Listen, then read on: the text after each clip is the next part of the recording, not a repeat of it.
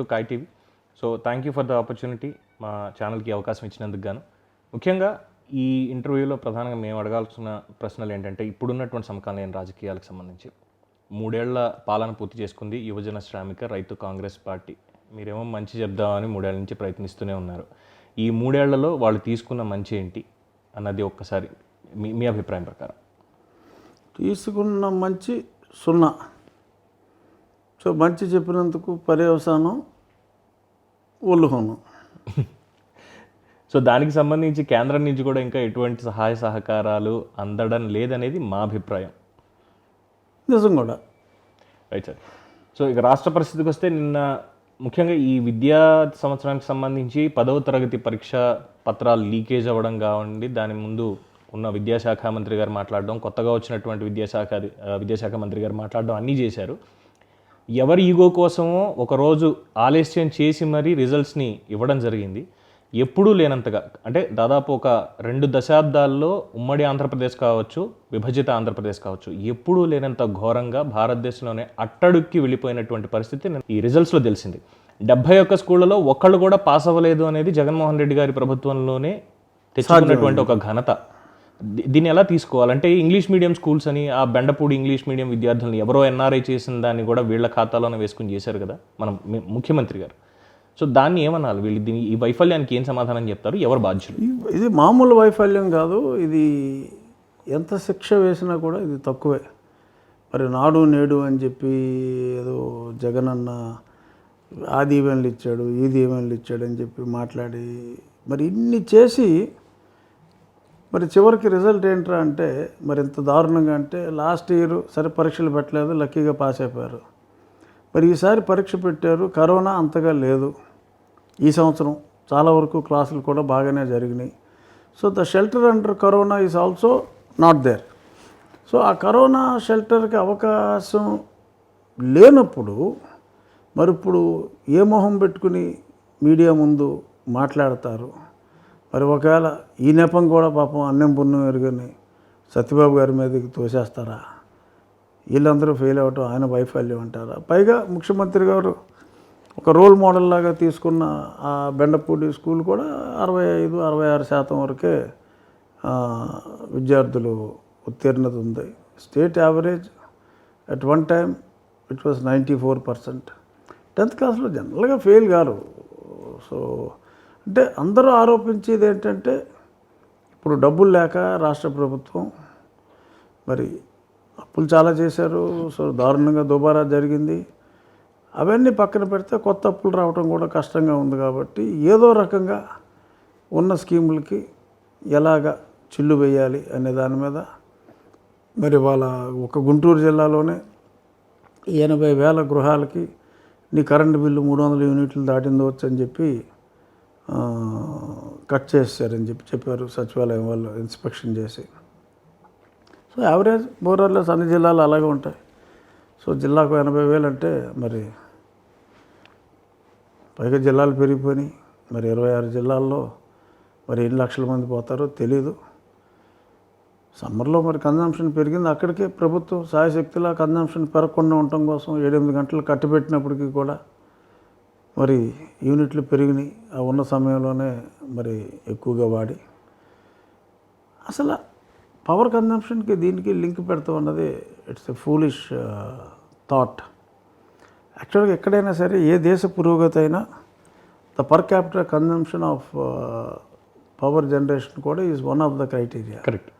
So ఆ క్రైటీరియాని వీళ్ళు ఈ రకంగా మార్చి మరి మేము నీకు బెనిఫిట్స్ రావాలి అంటే మరి నువ్వు పవర్ కన్జంప్షన్ కూడా వాడకుండా ఉండాలి అన్నట్టుగా రూల్స్ పెడతాం అన్నది ఇది దిగజారుడు అడ్మినిస్ట్రేషన్. మరి ఈ రకంగా చేశారు. తర్వాత ఇప్పుడు 2 లక్షల మంది వరకు ఫెయిల్ అయ్యారు. మరి పోనీ గతంలో ఉన్న 94% యావరేజ్ మెయింటైన్ అయినా సో 1,50,000 మంది అయినా పాస్ అయ్యి ఉండేవారు. ఆ పర్సంటేజ్ ఉండుంటే అంటే కేవలం ఈ పర్సంటేజ్ రావడానికి కారణం ఒక 300 కోట్లు అమ్మఒడి సొమ్ము ఈ రకంగా ఆ 300 యూనిట్లు దాటిందని కొన్ని ఇలాగా తగ్గించేసుకుంటే మరి అడ్వాంటేజ్ వస్తుందని భావన కూడా అయి ఉండొచ్చు. ఎందుకంటే సదుద్దేశం ఎక్కడా కూడా కనపడతలా. ఎక్కడ చూసినా సరే దురుద్దేశాలే అతి స్పష్టంగా కనపడుతున్నాయి. అయితే ఇక్కడ ఈ పాయింట్లో మీరు అన్నట్టుగా డబ్బులు లేవు కాబట్టి ఒక 2 లక్షల మంది విద్యార్థుల్ని పథకం నుంచి తీసేయాలి అన్న తలంపే ఉంటే కనుక ఫీజు రీఎంబర్స్మెంట్ కూడా కొన్ని లక్షల మంది విద్యార్థులు ఉంటారు. ఎక్కడి నుంచి మొదలుపెట్టినా ఉన్నత విద్య వరకు ఉంటారు. వీళ్ళకి ఒకేసారి ఎవరికి ఇవ్వట్లేదు. ఎప్పుడో ఒక సంవత్సరం చదువు పూర్తయిన తర్వాత ఎప్పుడు ఇస్తున్నారంటే ఒక ఈఎంఐ లాగా ఏదో పెట్టుకుని ఇస్తున్నారు. అందులో కూడా కటింగ్లు పెడుతున్నారమ్మా. కటింగ్లు పెడుతున్నారు సార్. బట్ ఇక్కడ ఏంటంటే ఇప్పుడు డబ్బులు లేవు కాబట్టి మేము పథకం తీసేస్తున్నాం అంటే ఇమ్మీడియట్గా ఎలక్షన్స్ వస్తే దెబ్బపడేది ముందు ప్రభుత్వం మీదే. అది తెలియకుండా ఉంటారని నేనైతే అనుకోవట్లేదు. కానీ ఇక్కడ పేపర్ లీకేజ్ గురించి కావచ్చు, ప్రశ్నాపత్రాల మూల్యాంకనం కావచ్చు, అంటే రాసిన తర్వాత నిన్న పేపర్లో వచ్చినటువంటి ఎగ్జాంపుల్స్ చూస్తే అంటే సాక్ష్యాలతో చెప్తాను సార్. మీ ప్రభుత్వం సంబంధించి 11 మార్కులు వచ్చిన సోషల్ పేపర్లోనూ పాస్ అయిన కొంతమంది వ్యక్తులు ఉన్నారు. 70 మార్కులు వచ్చి ఫెయిల్ అని పడిన ఇది ఉన్నారు. అంటే గతంలో తెలంగాణలో ఇంటర్మీడియట్ పేపర్ మూల్యాంకనం జరిగినటువంటి సంఘటన ఇప్పుడు ఆంధ్రప్రదేశ్లో జరిగిందని కూడా అనుకోవాలి. ఎందుకంటే ఇప్పుడు పరీక్ష సరిగ్గా రాయని వాడు ఫెయిల్ అయితే బాధపడ్డావు, పాస్ అయితే ఏదో సంతోషిస్తాడు, ఇంట్లో 4 అబద్ధాలు చెప్తాడు. ఇవాళ ఒక్క రోజులోనే 3 ఆత్మహత్యలు జరిగినాయి. అవి 100% ప్రభుత్వ హత్యలే.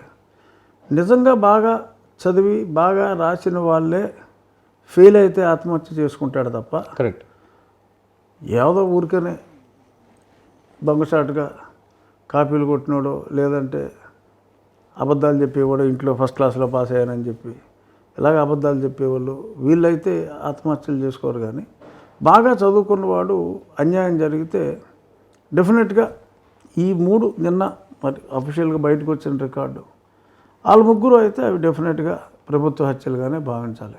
ట్రూ.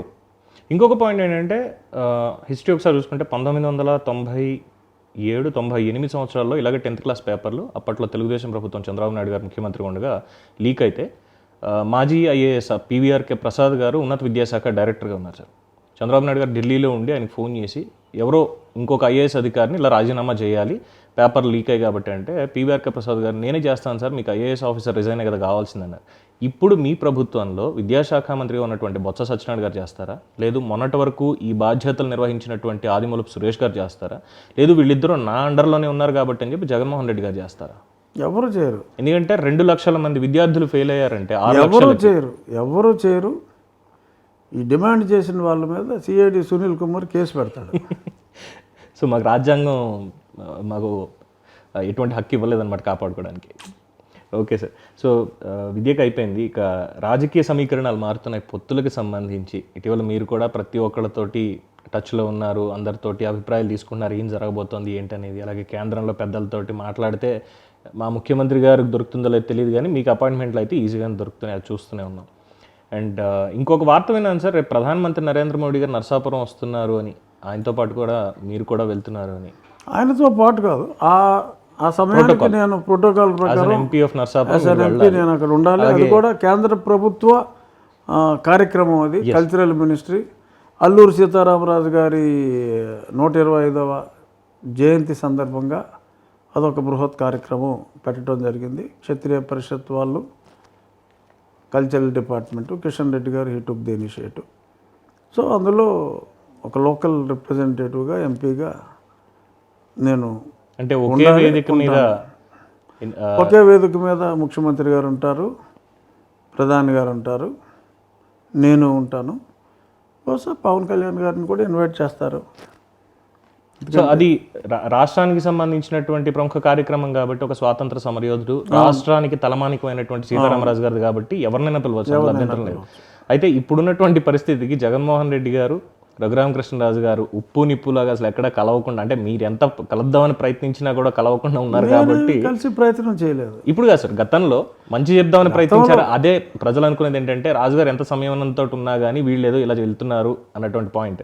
సో ఇప్పుడు ఆయన వచ్చి అక్కడ మాట్లాడే అవకాశం ఉందా, లేదంటే పక్కన ఉన్నటువంటి వాళ్ళని తీసుకొని మళ్ళీ సునీల్ కుమార్ని పక్కన పెట్టుకొని ఇంకేమైనా చేస్తారా, లేదు అదే వేదిక మీద ఎవరైతే మీకు నరసాపురంలో ఇన్ఛార్జ్ ఎంపీ కింద ఉన్నటువంటి ఇంకో ఎంపీ గారు వచ్చి ప్రధానమంత్రి గారికి ఏమైనా వినతిపత్రం ఇస్తారనుకుంటున్నారు? అంటే అక్కడ అంటే మా వాళ్ళు తెలివి తక్కువగా ఏదోటి చేసి పిచ్చి పిచ్చి ప్రయత్నాలు చేయొచ్చు, కానీ ఇన్ఛార్జ్ ఎంపీ అన్న కాన్సెప్ట్ ఎక్కడ రాజ్యాంగంలో లేదు. సో కాబట్టి ఎంపీ అంటే ఎలక్టెడ్ ఎంపీయే. ఆ ఎలక్టెడ్ ఎంపీని ప్రస్తుతానికి నేనే. సో కాబట్టి ప్రోటోకాల్ ప్రకారం so MLA will have next priority and MP will have higher priority. So I will be there. నా ప్రోటోకాల్ ప్రకారం కాదనడానికి రాష్ట్ర ప్రభుత్వానికి ఎటువంటి హక్కు లేదు, దాన్ని ఎవడో కాదనలేడు. True. So that will go on. Pawan Kalyan garu BJP తోటి పొత్తులో ఉన్నారని తెలిసిందే. ఆయన ఒక 3 ఆప్షన్లు ఇటీవల ఇచ్చారు. ఎన్నికలకు సంబంధించి, రాష్ట్ర ప్రయోజనాలకు సంబంధించి మేము త్యాగాలు చేశాం కాబట్టి ఇలాగ అని చెప్పి. ముందు నుంచి పవన్ కళ్యాణ్ గారు పందం మనం చూస్తూనే ఉన్నాం. రాష్ట్రానికి సంబంధించి ఎవరితో కలుస్తున్నారు, కలవట్లేదు అన్న చూసినా ఆయన పోరాటం ఆయన చేస్తూ వస్తున్నారు.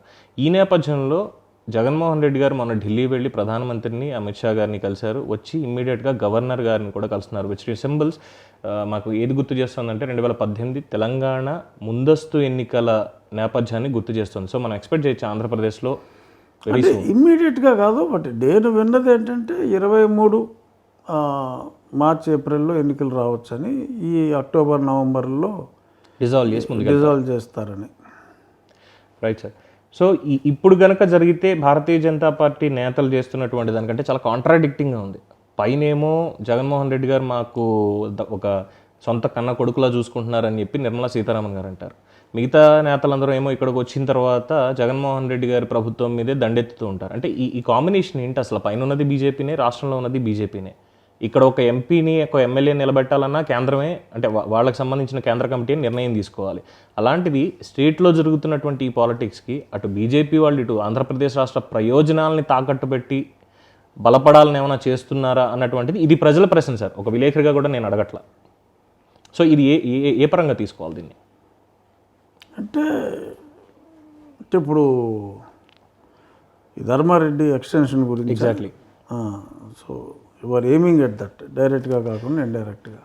అంటే మళ్ళీ ఇందాక మీరే అన్నారు కదా, డెఫినెట్గా ఇప్పుడు ఎలా అయితే మరి మమ్మల్ని అందరినీ మంత్రులు చేశారని చెప్పి బస్సుల్లో సామాజిక యాత్ర చేసి జై జగనన్న అని తిరిగారో, అలాగే ఆయన కూడా ఢిల్లీకి కూడా ఒక సామాజిక యాత్ర, స్పెషల్ ఫ్లైట్ యాత్ర నిర్వహించుకొని మరి ఆయన వర్గానికి చెందిన ఒక అధికారికి సామాజిక న్యాయం చేశారు. సో అది ఆయన సామాజిక వేరులో భాగంగానే ఇక్కడ వీళ్ళకి చేసిన మంచి వీళ్ళు చెప్పుకున్నారు. అక్కడ మరి ఆయన కావాల్సిన సామాజిక వర్గానికి, ఎందుకంటే అవుట్ ఆఫ్ ది వే 7 సంవత్సరాల మించి నార్మల్గా ఎవరు, నాకు తెలిసి ఆంధ్రప్రదేశ్లో అయితే ఇప్పటి వరకు 7 సంవత్సరాల మించి ఏ అధికారి కూడా డెప్యుటేషన్ మీద లేరు. నా బూతే అని చెప్పొచ్చు, నెవర్ బిఫోర్ ఎవర్ ఆఫ్టర్, అవునా కదా మనకు తెలియదు. అంటే అది కూడా సికింద్రాబాద్ మిలిటరీ హాస్పిటల్లో జరిపినటువంటి పైరవీలకి సంబంధించి క్రెడిట్ ఈ విధంగా దక్కింది అనుకోవచ్చు. అదే కాదు, ఇంకా చాలా ఉన్నాయి పాపం, ఆయనకి చాలా క్రెడిట్స్ ఇవ్వడానికి అర్హత ఉంది. He has got excellent liaison capabilities in Delhi సర్వీస్లో. ఒక 7 ఏళ్ళు ఎక్కడున్నా మరి మిగిలిన సంవత్సరాలు ఆయన ఢిల్లీలో ఉన్నాడు కాబట్టి ఆయనకి మంచి కాంటాక్ట్స్ ఉన్నాయి. సో వాటిని డెఫినెట్గా ముఖ్యమంత్రి గారికి ఉపయోగపడుతూ ఉండొచ్చు. లేదంటే మరి ఇంతమంది ఐఏఎస్ అధికారులని చాచి చంప మీద కొట్టినట్టే. ఎవరైనా కూడా తిరుపతి ఎగ్జిక్యూటివ్ ఆఫీసర్ అనేది చీఫ్ సెక్రటరీ అవ్వాలి అని ప్రతి ఐఏఎస్ ఆఫీసర్ ఎలా కలలుగంటాడో, మరి అలాగే తిరుపతి ఈవో అవ్వాలని ప్రతి హిందూ ఐఏఎస్ ఆఫీసర్ కూడా కలలుగంటాడు. మరి అటువంటి కళని ఒక డిఫెన్స్ సర్వీస్ అతనికి ఇచ్చారు అంటే ఐఏఎస్ వాళ్ళు బాధపడతారు. కానీ ఐఏఎస్ వాడికి కూడా నోరు విప్పలేని పరిస్థితి తీసుకొచ్చినందుకు అది ఐఏఎస్ వల్ల చేతగానితనం, నిస్సహాయత అని వాళ్ళని చూసి జాలిపడాలా? ఐఏఎస్ వాళ్ళని కూడా నోరు మూయించాడు ముఖ్యమంత్రి. That is chief minister. అంత గొప్పవాడు మా జగన్మోహన్ అని చెప్పి మురిసిపోవాలా అన్నది నాకైతే అర్థం కావట్లా. Right sir. సో ఇంకొక టాపిక్ వస్తే, అంటే నిర్ణయాలన్నీ కొన్ని మంచి నిర్ణయాలని ప్రజల్లో పేరు పడ్డా, కొన్ని నిర్ణయాల దగ్గరికి వచ్చేసరికి అలాంటి మంచి నిర్ణయం ఏముంది నాకు తెలిసి ఒకటి ఏదో పైకి చెప్తున్నారు, ఏదో చేస్తున్నాం, 134,000 కోట్లు ఇప్పటి వరకు మేము సంక్షేమం చేసామన్నారు. సో అది మంచి నిర్ణయం అని అనుకుందాం సరే, చేశారు ఏదో గుడ్లో మెల్ల. అయితే ప్రైవేట్గా వ్యాపారం చేసుకునేటువంటి వాళ్ళ దగ్గర కూడా ఏ పన్నులు వసూలు చేసినా ఏం చేసినా ఎక్స్ట్రా ఇంకేం బాధాలన్న దాంతో కథ మీది కాదు, స్క్రీన్ ప్లే మీది కాదు, దర్శకత్వం మీది కాదు, అయినా సరే 2% ట్యాక్స్ మేము మీకు ఎందుకు కట్టాలి మీ ప్రభుత్వానికి సినిమా టికెట్ల మీద? ఆన్లైన్ పోర్టల్ మీరు ఎవరు పెట్టినా సరే 2% మాకు కట్టాలి అంటే ఎవరు ఏం చేసినా మాకు కట్టి తీరాల్సిందే. ఇంక మేము ఎంటర్టైన్మెంట్ ట్యాక్స్ కట్టి, లేదంటే షూటింగ్ లొకేషన్స్కి పర్మిషన్ తీసుకుని వాటికి ట్యాక్స్ కట్టి, బార్డర్కి వెళ్ళినప్పుడు ఏం చేసినా సరే ప్రతిదానికి మీకు కడుతూనే ఉన్నాం. మళ్ళీ ఇప్పుడు మా మీద పులి మీద పుట్ల ఈ 2% ట్యాక్స్ అనేది దేని గురించి సార్ అసలు? అంటే కేంద్రం నుంచి డబ్బులు రావట్లేదా, ప్రజలు డబ్బులు ఇవ్వట్లేదా? అడిగినోడికి సిగ్గుందా లేదా, బుద్ధి ఉందా లేదా అన్నది పక్కన పెడితే, ఈ కట్టే వాళ్ళకైతే బుద్ధి లేదు, సిగ్గు లేదు. They should go to court. రకరకాల పనులు, రకరకాల ట్యాక్సులు ఇలాగా విధించడానికి లేదు. అది జిఎస్టీ పరిధిలో ఉంది, జిఎస్టీ వేశారు. టికెట్లు నేను అమ్ముతాను 2% ఇవి, అది నువ్వే అమ్ముకో, నా పేరు మీద అమ్ముకో, నాకు 2% కట్టు. ఇవన్నీ రెడిక్యులస్ ప్రపోజల్స్. మరి ఒక పక్కనేమో ఒక టైంలో ఒక మూడ్లో పేదవాడికి సినిమా చూసే అర్హత లేదా, పేదవాడికి సినిమా షూ పెడదామంటే ఈ చంద్రబాబు నాయుడు అడ్డం పడుతున్నాడని చెప్పి మాట్లాడి, మళ్ళీ అదే సినిమాకి 4 రెట్లు 5 రూపాయలు చేసినప్పుడు పేదవాడు కనపడతాడు. అదే 5 రూపాయలు RRR సినిమా రిలీజ్ అయితే 100 రూపాయలు అయిపోయింది, 20 రెట్లు పెరిగింది. మరి ఏమైపోయాడు పేదవాడు అప్పుడు? అంటే RRR అంటే చరిత్రకు సంబంధించింది కాబట్టి ఆ కాలానికి తీసుకెళ్ళి వసూలు చేశారేమో అని అనుమానం వస్తుంది. అది ఏదైనప్పటికీ కూడా నీ థింకింగ్లో నీ క్లారిటీ ఉండాలి కదా. ట్రూ. నీకు కావాల్సినప్పుడు పేదవాడు గుర్తొస్తాడు, మరి అక్కర్లేనప్పుడు వాళ్ళు వచ్చి బాంచిన ద్వారా కాలు మొక్తానంటే నువ్వు రేటు పెంచుతావు. You should have. He has been consistently inconsistent. అది ట్రూ.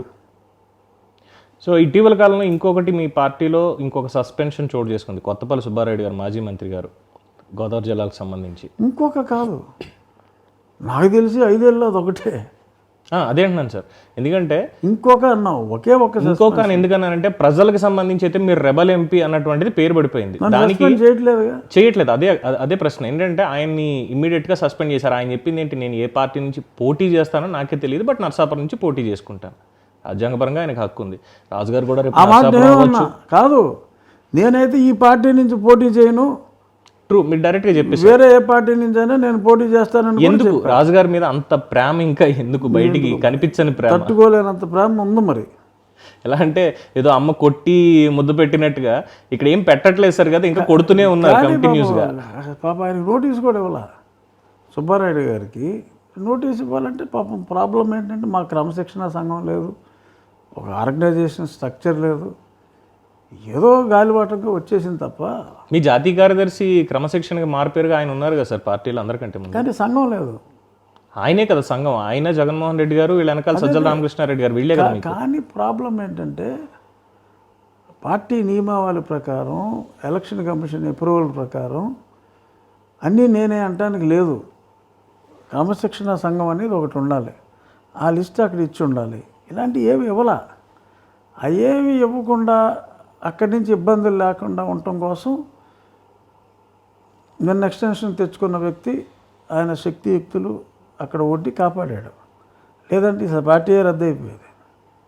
అంటే ఇప్పుడు పార్టీకి అంటే ఎలక్షన్ కమిషన్కి ఎవరు ఇవ్వాలి? మీ జాతీయ కార్యదర్శి ఆయన ఇవ్వాలా, లేదు ఫౌండర్ ప్రెసిడెంట్ శివకుమార్ ఇవ్వాలా, లేదు గౌరవ ప్రెసిడెంట్ అయినటువంటి విజయమ్మ గారా? ఇప్పుడు గమ్మత్తు ఏంటంటే సరే విజయమ్మ గారిని అందరూ మర్చిపోయారు. మొన్న మా పార్టీ తరఫున రాజ్యసభ సభ్యుడిగా 2వసారి ఎన్నికైన ఈయన జగన్మోహన్ రెడ్డికి అతని భార్యకి అభినందనలు తెలిపాడు. But to my knowledge YS Bharathi is no one in the party. సభ్యత్వం ఉందేమో, అందుకే మా పార్టీలో ఎవరికే సభ్యత్వాలు లేవు, రసీదులు కార్డులు అలాంటివి ఉండవు. మరి వైఎస్ విజయమ్మ గారు గౌరవాధ్యక్షురాలు, మరి YS Bharathi I don't know, తను సాక్షి పేపర్లోనో సాక్షి ఛానల్లోనో maybe managing editor or chairperson whatever it is ఏదో ఉండొచ్చు. ఒకప్పుడైతే ఉంది, ఇప్పుడు ఆవిడ ఉన్నారో లేదో నాకు తెలియదు. బట్ పార్టీ రాజ్యసభ సభ్యత్వానికి నియమిస్తే విజయమ్మ గారి పేరు చెప్పకుండా మరి భారతి గారికి ఆయన కృతజ్ఞతలు తెలిపారు అంటే మరి విజయమ్మ గారిని పక్కన పెట్టినట్టే అన్నది అర్థమవుతుంది. అలాగే మా 21 మంది లోక్సభ సభ్యులు 9 మంది రాజ్యసభ సభ్యులు అన్నాడు. అంటే మరి నన్ను కూడా లెక్కల్లోంచి తీసేశాడు. మరి లెక్కల్లోంచి తీసేసినప్పుడు మరి ఎందుకు ఉంచుకుంటున్నాడు? దీనికి సమాధానం రేపు నరసాపురంలో పార్టీ ఎంపీస్ లిస్టులో కూడా తీసేశారు ఎప్పుడో 1 year బ్యాక్. ఇవి లెక్కల్లో కూడా 22 ఎంపీలు అనే బదులు లోక్సభ 21 అంటున్నాడు. మరి పోనీ ఎవరో ఇంతకుముందు అంటే 21 అన్నారంటే దుర్గాప్రసాద్ గారు చనిపోయినప్పుడు అన్నాడు అనుకోవచ్చు. మరి గురుమూర్తి గారు వచ్చేసాడు ఆ చనిపోయిన వ్యక్తి ప్లేస్లో. మరి నన్ను కూడా కలుపుకుంటే 22 అనాలి, మరి 21 అన్నాడు. సో మరి డిజోన్ చేసినప్పుడు మరి సుబ్బారాయుడు గారికి ఒక న్యాయం, నాకు ఒక న్యాయమా? అంటే 1100 లెక్కలాగే ఇది కూడా 21 అలా ఏమైనా అంటున్నారేమో అని ప్రజల అభిప్రాయం. So okay sir, one last question. Raghuramakrishnaraju గారు సరే రాజీనామా అంశం పక్కకి పెట్టలేదని తెలుసు, కానీ 23 లోపల ఏదో ఒక కఠినమైన డెసిషన్ తీసుకుంటారు అనేది ఇంకా కాస్త సస్పెన్స్గా నడుస్తూనే ఉంది. కేంద్రం కోర్టులో బంతుంది. అట్ ద సేమ్ టైం అంటే మీ వైసీపీ అధిష్టానం వెళ్ళి దాన్ని సవరించుకోవాల్సినటువంటి అవసరం ఉందనేది అందరికీ తెలిసినట్టుంది. దీని మీద మీరు చెప్పేటువంటి ఎక్స్క్లూజివ్ పాయింట్ ఏంటి? మళ్ళీ కమగాని నాకు అర్థం కాలేదు నీ ప్రశ్న. కేంద్రం అధిష్టానం దగ్గర అంటే మీ వైఎస్ఆర్సీపీకి సంబంధించి రాజీనామా చేయడం కానీ, పార్లమెంట్ సభ్యత్వానికి రాజీనామా చేయడం కానీ, దీనికి ఆల్రెడీ డెడ్ లైన్ ఇచ్చారు. జగన్మోహన్ రెడ్డి గారు దాని మీద కామెంట్ కూడా ఏం చేయలేదు. ఈ రోజు దాకా ఒక్క మాట కూడా మాట్లాడలేదు. ఆయన ఒక మాట చెప్తే నేను రాజీనామా చేసి వెళ్ళిపోతానని చెప్పారు. సో ఇది తేలాల్సింది వైఎస్ఆర్సీపీ అధిష్టానం అంటే జగన్మోహన్ రెడ్డి గారు, మీ సుబ్బారెడ్డి గారు, లేదంటే సజ్జల రామకృష్ణారెడ్డి గారు కాదు అనేది ప్రజలందరికీ తెలిసిపోయింది సార్. అంటే వాళ్ళు ఏమైనా దాచుకుంటున్నారేమో తెలియదు, కానీ వాళ్ళకి తెలిసిపోయింది. ఇది ఎక్కడున్నా కానీ పైకి వెళ్ళి మోడీ గారి దగ్గర, అమిత్ షా గారి దగ్గర కూర్చొని, సార్ మా ఎంపీ గారిని రాజీనామా చేయించడానికి నేను ఏదో మాట్లాడాలి, మీరు ఏమైనా చెప్తే నేను అది చేస్తాను అని ఒక ప్రాంతీయ పార్టీ అధినేతగా ఉన్నటువంటి జగన్మోహన్ రెడ్డి గారు ఒక జాతీయ పార్టీ దగ్గరికి వెళ్ళి అడగాలి. సో దీని మీద రాజుగారు ఏమంటారు? ఏం మరి అది ముఖ్యమంత్రి స్థాయి, ప్రధాని స్థాయి. బట్ నా వరకు ఏంటంటే ఎలాగో now the time is two short. చూద్దాం సుబ్బారాయుడు గారి మీద తీసుకున్న చర్య నా మీద కూడా తీసుకుంటారేమో. మరి క్రమశిక్షణ సంఘం ఏదైనా కొత్తగా ఫామ్ అయిందేమో నాకు తెలియదు. ఎందుకంటే క్రమశిక్షణ సంఘం అన్నారు తప్పితే అక్కడ సంతకం లేదు, ఏ పాడు లేదు. బట్ 1 yearలో మళ్ళీ అసెంబ్లీ ఎలక్షన్స్ అంటున్నారు. చూద్దాం, మనకి so many options are open. Yes sir. So one last question. Elections జరిగితే 2023 మీరు అన్నట్టు మార్చిలో జరిగితే కనుక ఈసారి వైఎస్ఆర్సీపీకి ఎన్ని సీట్లు రావచ్చు అంటే ఒక ప్రాబబిలిటీ? అంటే ఇదే ట్రెండ్ కంటిన్యూ అయితే ఎలక్షన్లు 1 year కాకుండా ఇంకొంచెం ఆలస్యం అయితే సింగిల్ డిజిట్కి వెళ్తుంది అనేది నా అభిప్రాయం. ఇదే ట్రెండ్ కంటిన్యూ అయితే, ఈ ఫాల్ కంటిన్యూ అయితే. ఎందుకంటే మేము భోజనాలు పెట్టినా, మందుగుండు సామాన్లు ఇచ్చినా మరి రాకుండా ఆ వచ్చిన కొద్దిమందిని భయపెట్టి తీసుకొచ్చిన వాళ్ళు కూడా భయపడకుండా పారిపోతున్న విధానం, పోలీసులు అడ్డుకున్నా సరే మహిళలు కూడా వీరనారులై గోళ్ళ దూకి పారిపోతున్న సన్నివేశాలు. మరి ఇన్ కాంట్రాస్ట్ మరి అక్కడ ఒంగోలులో 1,00,000 మంది వస్తారనుకుంటే 5 లక్షల పైగా జనం వచ్చేయటం. మరి ఎవరూ కూడా రాత్రి అయినా కూడా కదలకుండా అలాగ ఉండటం. మరి ఇదంతా చూస్తే if the same trend continuous, ఈ ట్రెండ్ కంటిన్యూ అవ్వాలంటే మా వాళ్ళు ఇదే రేంజ్లో చెత్త పరిపాలన కంటిన్యూ చేస్తే మరి డెఫినెట్గా పెరుగుతుంది. సో అప్పుడు సింగిల్ డిజిట్కే పరిమితం అవుతే ఆశ్చర్యపోవక్కర్లా. బట్ ఏదన్నా ఇంప్రూవ్ చేసుకున్నా ఎంతైనా చేతులు కాలేక ఆకులు పట్టుకునే ఉపయోగం లేదు కాబట్టి least maybe highest number of single digit, maximum ఏమన్నా చిన్న కరెక్షన్లు చేసుకుని చాలా అద్వితీయంగా చేస్తే అంతే. ఇంకా పార్టీలో ఉన్నాను కాబట్టి ఆ జనరాసిటీ కూడా నాలో ఉంచుకొని చెప్తే ఓ 30 అనుకోవచ్చు. 30 seats యాజ్ ఆఫ్ నో. అంటే ఒక 1 yearలో జరిగితే, లేదు ఇంకా ఇదే ట్రెండ్ కొనసాగితే ఒక్క సీట్ మాత్రమే వస్తుంది. ఆ ఒక్క seat single digit, highest of single digit, highest of single digit అంటే 9. ఆ 9లో జగన్మోహన్ రెడ్డి గారు ఉంటారా? తను ఉంటాడు. Okay sir. So thank you very much sir. మా కాయ్ టీవీ ప్రేక్షకులకి మీ సమయాన్ని అందించి ఈ ఇంటర్వ్యూ ఇచ్చినందుకు గాను మళ్ళీ మరొకసారి all the best for your thank you sir. Kai TV. So ఇదండి నరసాపురం ఎంపీ రఘురామకృష్ణరాజు గారితో కాయ్ టీవీ ప్రేక్షకులకి ఎక్స్క్లూజివ్ ఇంటర్వ్యూ. చూస్తూనే ఉండండి కాయ్ టీవీ. నేను మీ పవన్ కృష్ణమూర్తి.